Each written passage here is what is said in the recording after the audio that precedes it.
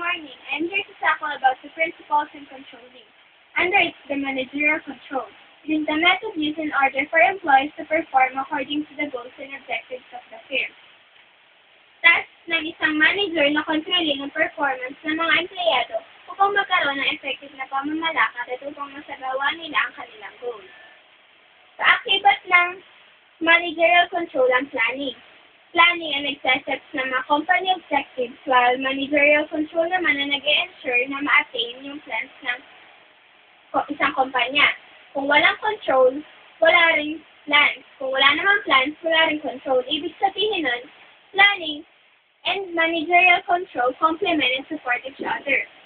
May dalawang types of control, preventive and corrective. Preventive means to prevent, para maiwasan ang mga errors at conflict ng mga empleyado. Isa rin itong magandang paraan upang maging handa sa maaaring dumating na circumstances sa isang kumpanya.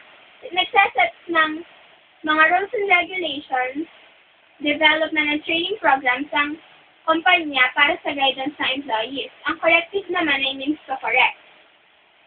Kino-correct na isang manager ang mga kamaliang nagagawa ng mga empleyado upang hindi na nito ulit magawa.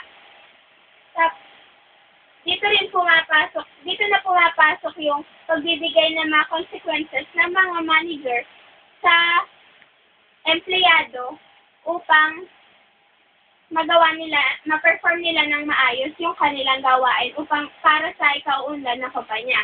Dito na po ang tatapos ang aking report. Maraming salamat.